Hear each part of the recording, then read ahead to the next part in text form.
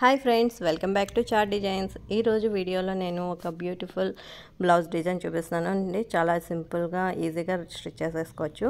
దానికోసం అయితే ముందుగా నేను ఈ విధంగా ఒక ఓవెల్ షేప్లో ఉండేటట్టు ఒక చిన్న కార్డ్బోర్డ్ లేదంటే థిక్ పేపర్ని ఈ విధంగా కట్ చేసుకొని డ్రా చేసుకున్నాను. తర్వాత నేను ఒక క్లిప్ స్టోన్ని ఎంత గ్యాప్లో కావాలో అంత గ్యాప్లో పెట్టుకుంటూ ఈ విధంగా నెక్స్ట్ ఓవెల్ షేప్ని కూడా ఈ విధంగా డ్రా చేసుకున్నాను. చూస్తున్నారు కదా. నెక్స్ట్ వచ్చేసి మరి అదే రిపీటెడ్గా మనం ఎంత కావాలో చూసుకుంటూ ఈ విధంగా డ్రా చేసేసుకోవాలి. అంతా కూడాను ఈ విధంగా అంతా కంప్లీట్ చేసేసుకున్నాను. చూస్తున్నారు కదా. నెక్స్ట్ వచ్చేసి నేను టాబ్లెట్ బీడ్స్ కాంట్రాస్ట్ కలర్లో తీసుకున్నానండి. ఈ విధంగా ఉంటుంది టాబ్లెట్ బీడ్స్. తర్వాత కాపర్ కలర్లో ఉండేటట్టు బాల్ చైన్ తీసుకున్నాను. అలాగే గోల్డ్ కలర్లో drop beads, next stone chain తీసుకున్నాను. ఇక్కడ నేను ఆల్రెడీ డ్రా పెట్టుకుని ఉంచాను. నెక్స్ట్ మీకు చూపించడం కోసం ఒకటి పెడుతున్నాను చూడండి. ఒక టాబ్లెట్ బీట్ని పెట్టుకున్న తర్వాత ఈ విధంగా నేను గ్లూ అప్లై చేసుకున్నాను. గ్లూ కొంచెం ఎక్కువే పడుతుందండి. స్టిఫ్గా ఉండాలంటే కనుక ఊడకుండా ఉండటానికి కొంచెం గ్లూ ఎక్కువగా అప్లై చేసుకోవాలి. నెక్స్ట్ వచ్చి బాల్ చైన్ పెట్టుకుంటున్నాను.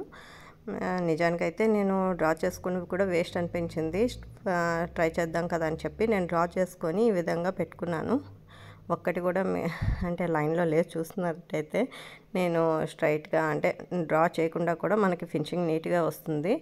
మీరు చేసేటప్పుడు అయితే డ్రా చేయకుండా కూడా పెట్టేసుకోవచ్చు. ఎందుకంటే డ్రా చేసినా కూడా వేస్ట్ అనిపించింది నాకైతే. స్టార్టింగ్ అది ఒక టైం సేవ్ అవుతుందేమో అనిపించింది. ఎందుకంటే మనకి ఈజీగా ఇది 1 by 1 ప్రాసెస్ కాబట్టి ఒక్కొక్కటిగా ఇలాగ అంటించుకుంటూ వెళ్ళిపోవడమే కాబట్టి మనం డ్రా చేసుకోవచ్చు. అంటే చేసుకోకపోయినా పర్వాలేదు అనిపించింది నా సజెషన్ ఇది. తర్వాత అంతా అంటించేసుకున్నాను.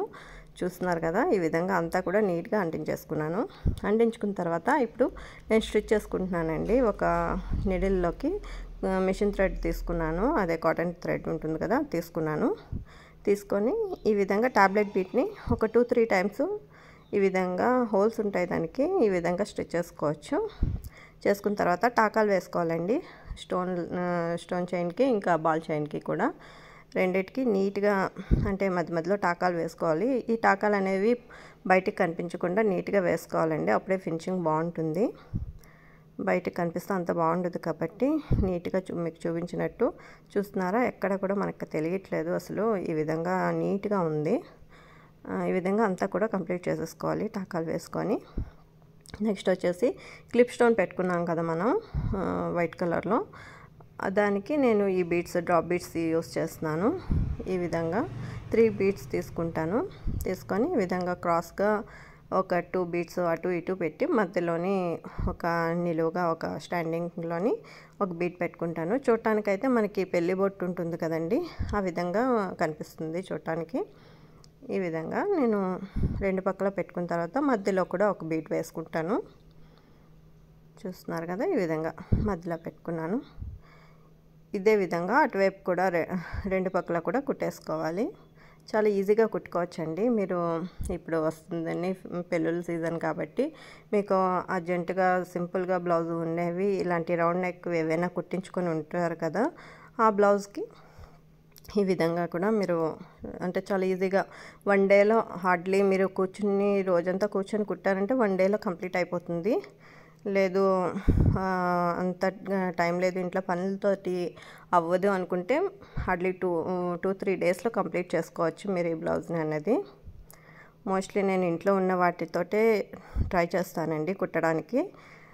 ఎందుకంటే ముందు కూడా మనం ఏమైనా క్రాఫ్ట్ కోసం కానీ స్టిచ్చింగ్ కోసం కానీ తెచ్చుంటాం కదా ఐటమ్స్, అవి వేస్ట్ అవ్వకుండా అలా పడి ఉంటాయి. అది వేస్ట్ అవ్వకుండా నేను ఈ విధంగా స్టిచ్ చేసుకోవడానికి చూస్తాను. టాబ్లెట్ బీడ్స్ని నేను తెచ్చుకున్నాను. మిగతావన్నీ ఇంట్లో ముందుగా కొనుక్కొని ఉంచుకునివే. చూస్తున్నారు కదా. మీతో మాట్లాడుకుంటూ ఇదంతా కంప్లీట్ చేసేసాను. ఈ విధంగా ఫ్రంట్ నెక్ 1 సైడ్ నేను కుట్టుకున్నానండి ఫ్రంట్కి.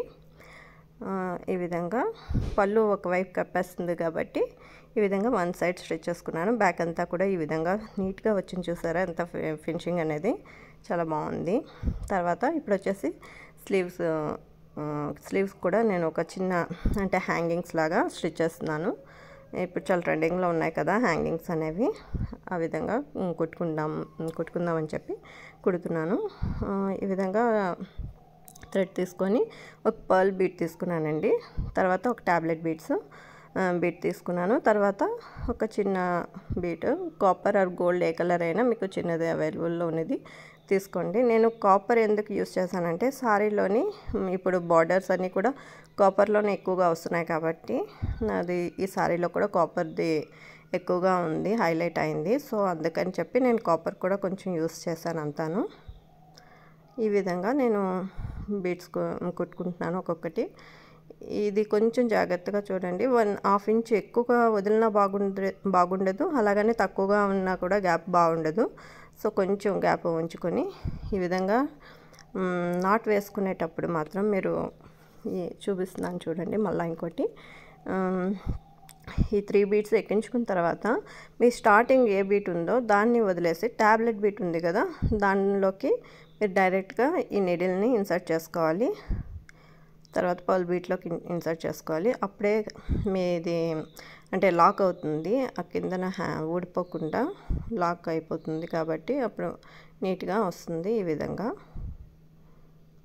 ఇక్కడ ఒక్కొక్క దానికి కూడా నాట్ వేసేసుకోవాలి. మీకు కొంచెం సెక్యూర్ అవుతుంది, కొంచెం టైట్గా ఉంటుంది కాబట్టి కొంచెం గట్టిగా ఉండడానికి కోసం అని చెప్పి ఈ విధంగా ఒక్కొక్క దానికి నాట్ వేసుకున్న తర్వాత నెక్స్ట్ ఇది మీరు స్టార్ట్ చేసుకోవాలి.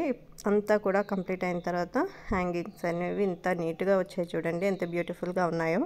నాకైతే బ్లౌజ్ డిజైన్ చాలా బాగా నచ్చింది, చాలా సింపుల్గా. థ్యాంక్ యూ అండి. Thanks for